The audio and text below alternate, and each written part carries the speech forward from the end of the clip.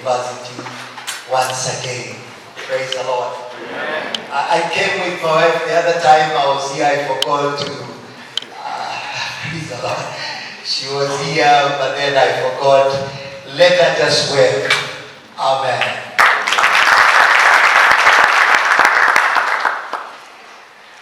I'm so glad at least we have come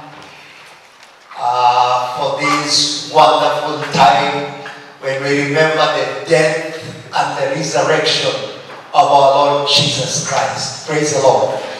You know, I'm an evangelist and that makes me so happy. Praise the Lord. Tell your neighbor, Jesus is risen. You know, in all the religions on earth, their founders died and they never rose again. Praise the Lord. We thank God for our Muslim brothers, but then Muhammad died. Where is he? In the grave, right? The bones are there. We have the Buddha and all these, their leaders died and they never rose again. I was in Nyanza where we had a man called Odeto. Odeto died. He never rose again. And you know, I come from a very wonderful land called Bungoma, where we have every kind of things. We have Jehovah Wanyoni, who also died, but never rose again. So it is only one person who died and rose again and lives forevermore. Give a hand clap for Jesus Christ.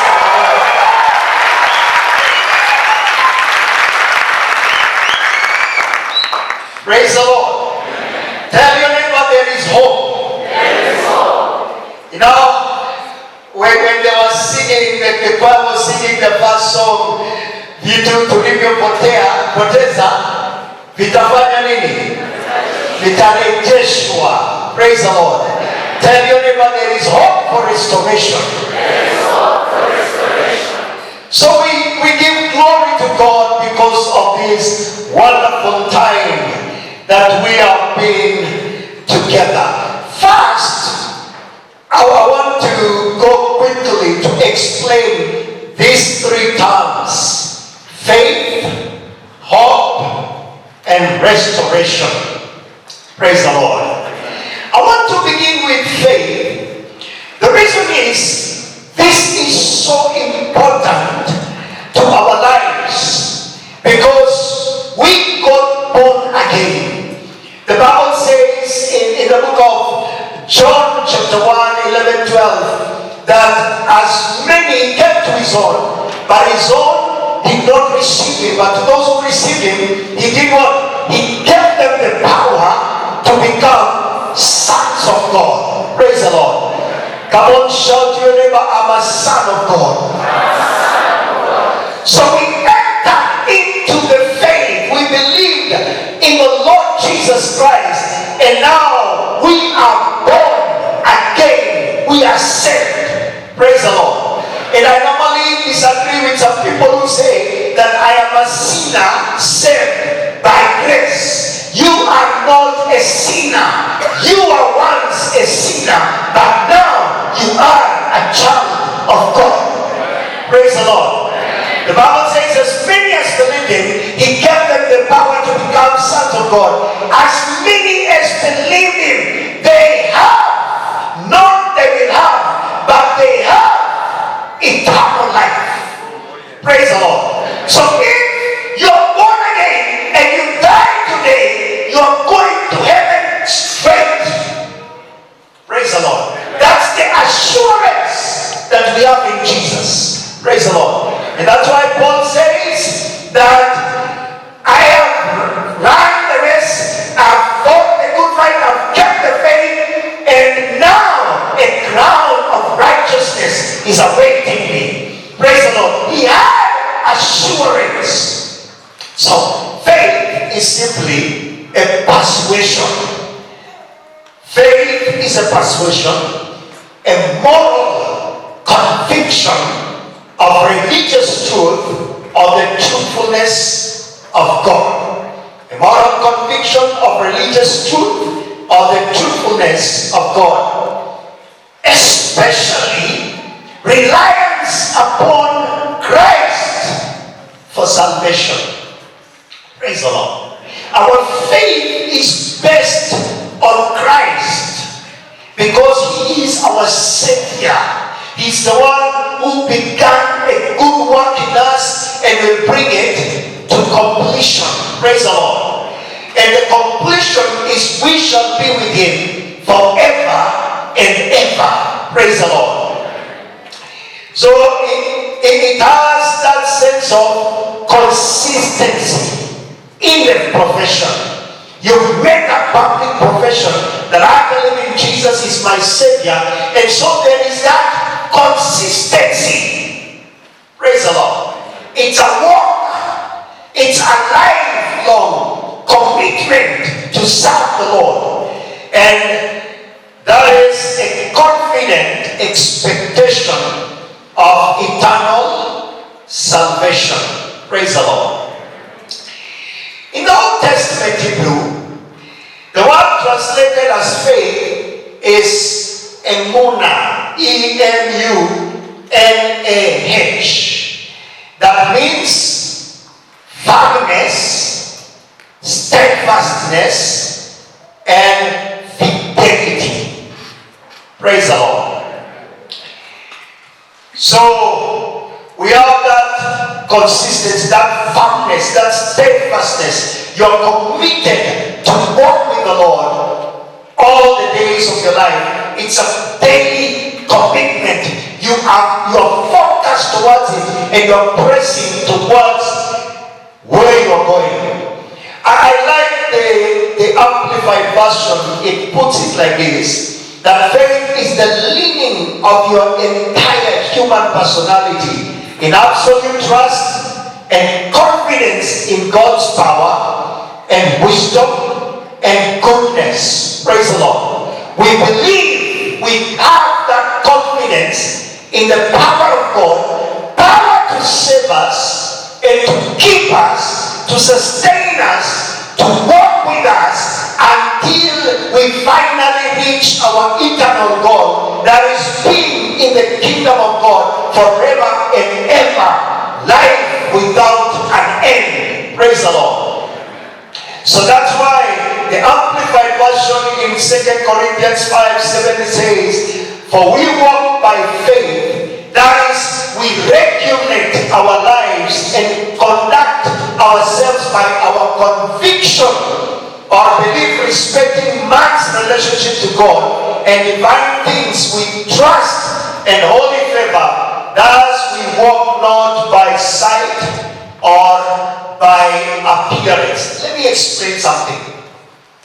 What the Amplified version of 2 Corinthians 5:7 is talking about is, as we give our life to Christ, we enter into the faith. Now, whatever directs our lives, whatever drives us, whatever leads us, everything that we do in life is altered and ordained by the faith that we have.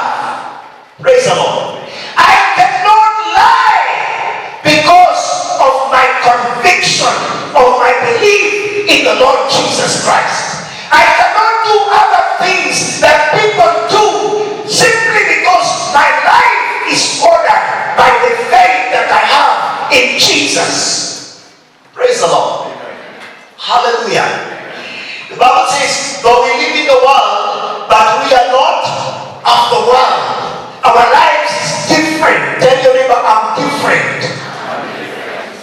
So our lives are directed by faith in Christ Jesus. And that's why in Philippians chapter 1 verses 27 it says, only let your conversation, your manner of life be as it becomes the gospel of Christ. And therefore our lives are ordered by our faith in Christ. I don't do the things that I want to do, but I do the things that Christ wants me to do. And that's why when you are singing that song, it says, it's no longer I that lives, but Christ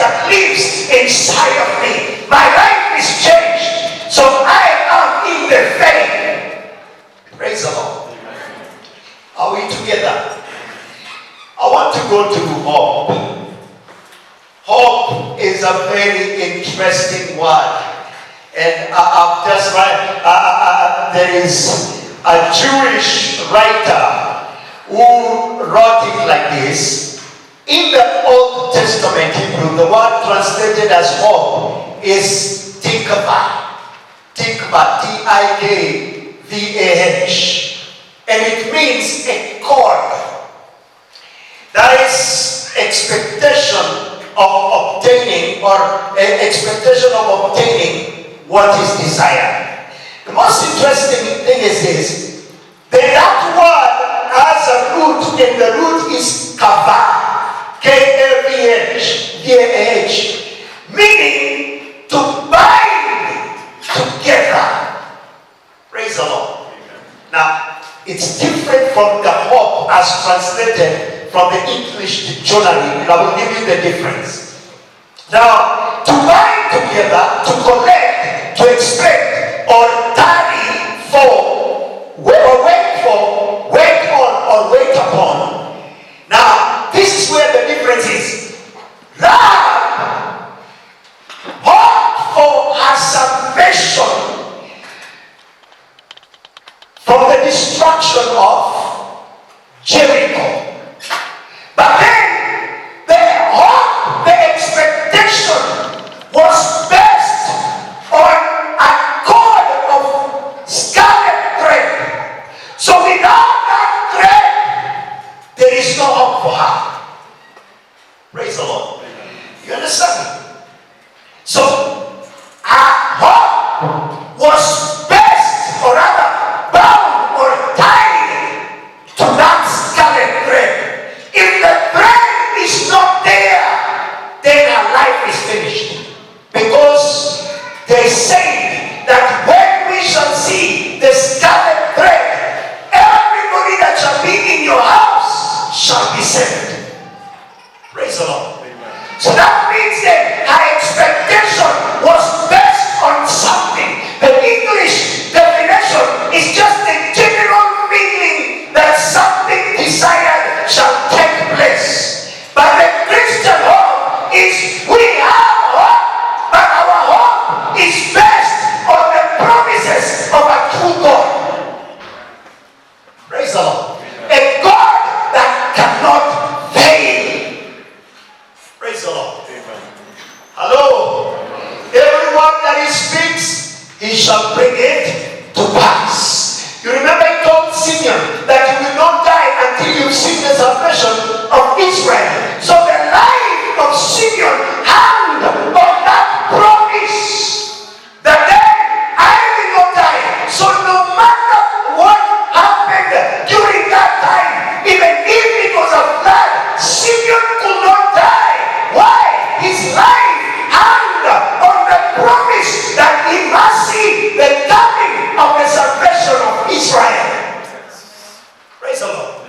And the Father said, as a child of God, our hope is based on the promises of our God. I will make it to heaven because the Bible says that the one who began a good work in me shall bring it to accomplishment. I'm not doing it by my strength. I'm doing it by his strength. Yes. Praise the Lord. Amen. Come on, tell your neighbor, I'm going to heaven. Tell your neighbor, I will make it. Praise the Lord. Amen. Why will I make it? It's because I'm not taking myself, but there is one who is taking me. Praise the Lord. Amen. Shout to your neighbor, I'm not alone. I am not alone. Praise the Lord. So, the Hebrew definition of the Christian hope is like grasping onto a strong rock. You see somebody who is about to drown, and then you get hold of a rock that is strong. Your life is totally dependent, not on yourself, but on the strength of the rock that you are holding on to. Praise the Lord. Amen. And what is his hope? Shout to your neighbor, Jesus is our hope. Praise the Lord. That's the greatest thing. So our hope is tangible and our hope is secure. Praise the Lord.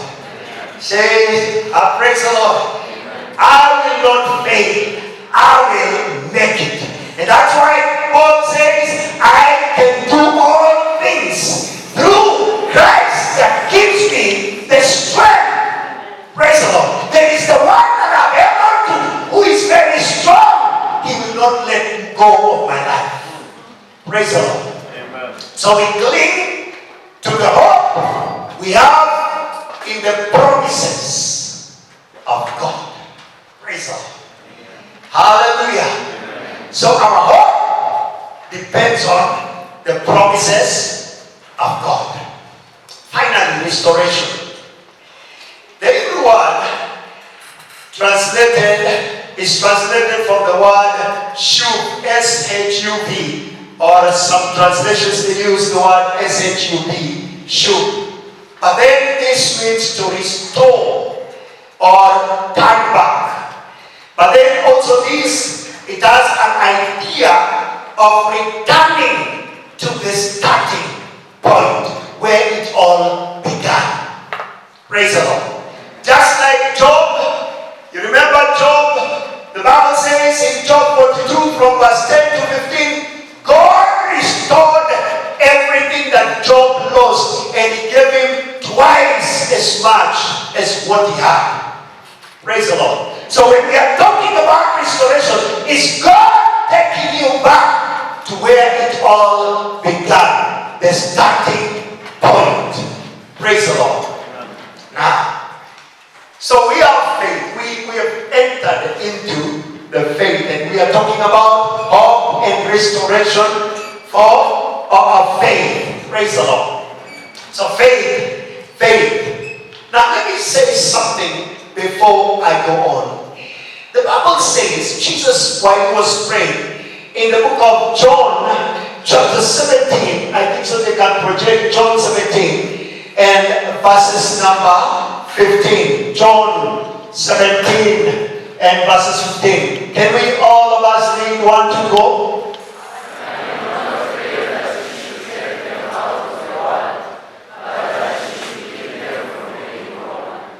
Then verse 16.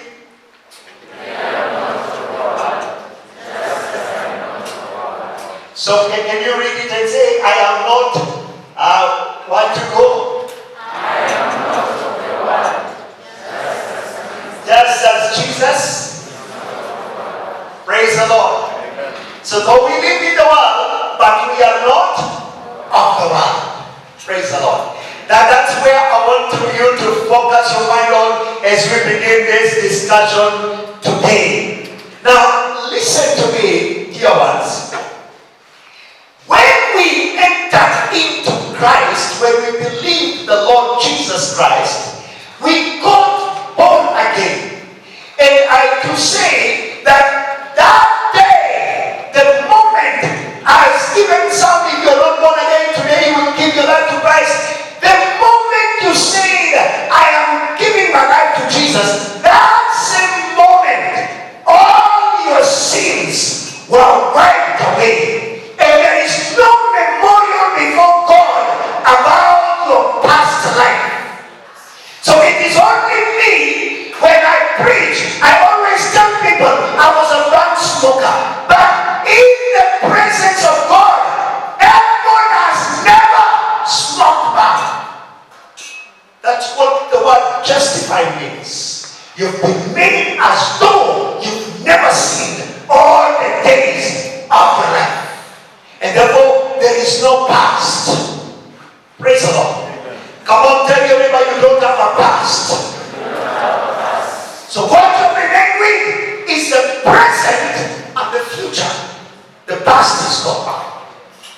And then Jesus says, Father, I do not pray that you take them out of the world. So that means they are born again, but where are they living? In the world.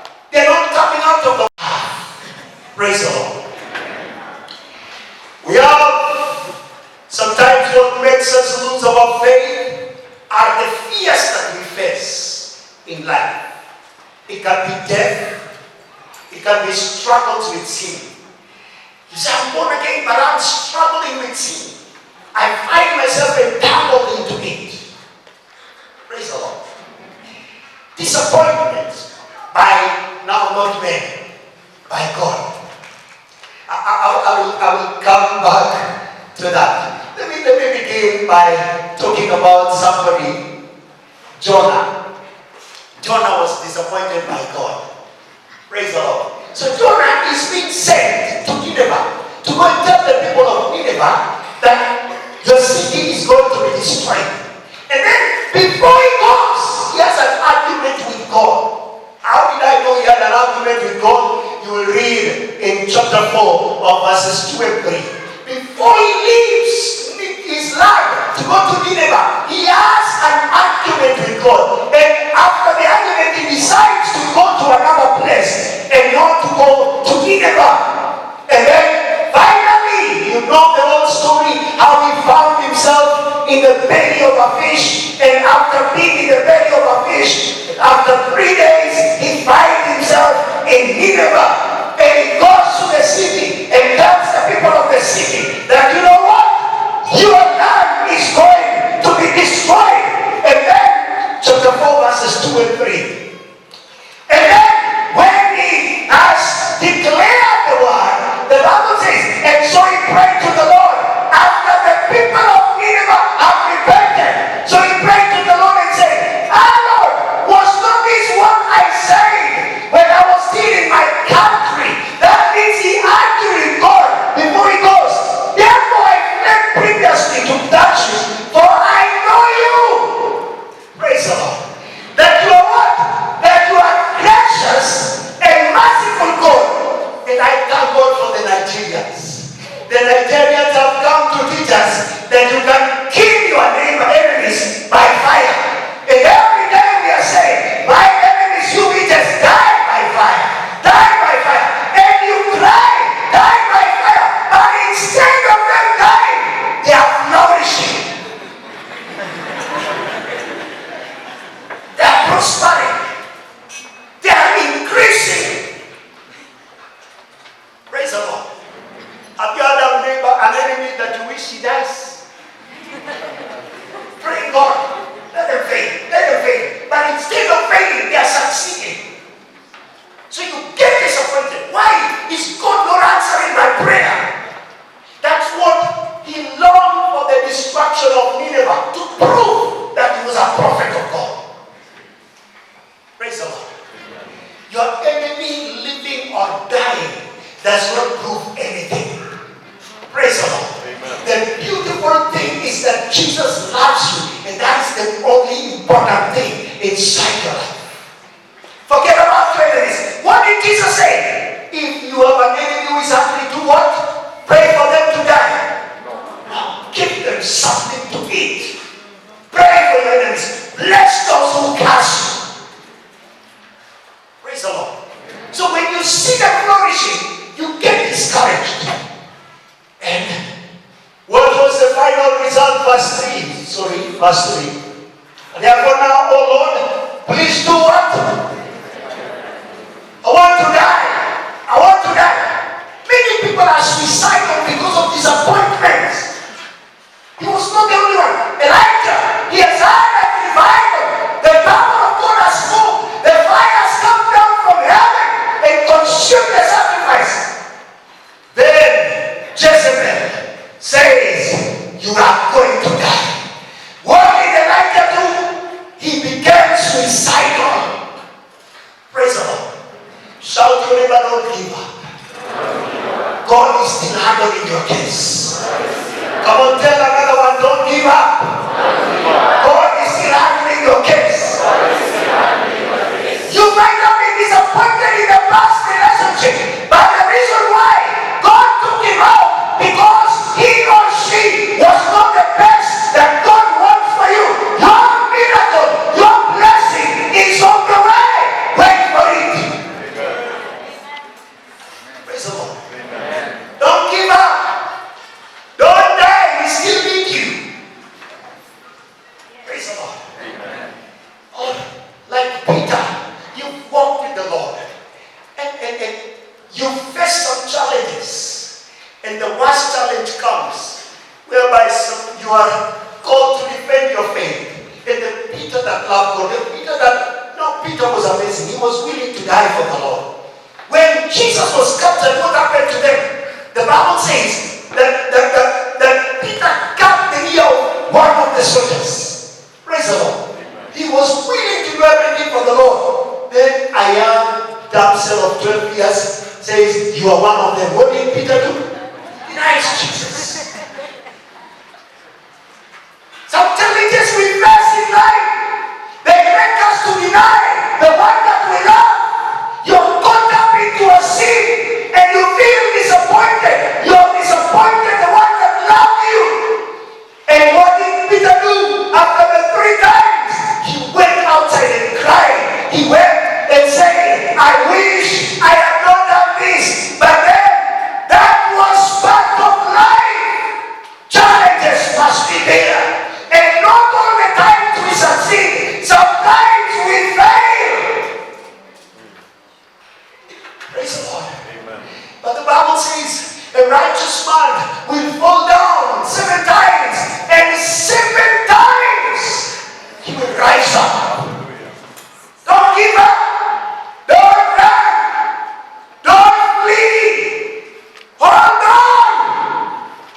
Praise the Lord. When Jesus rose up from the dead, the Bible says, and the angels appeared to the women and says to them, go and tell the disciples. And Peter, they must read the word of God. Read the word of God. The word of God will revive you. Especially I want to look at Romans chapter 15 and verses 4. It says, the things that were written before, they were written for our learning. So that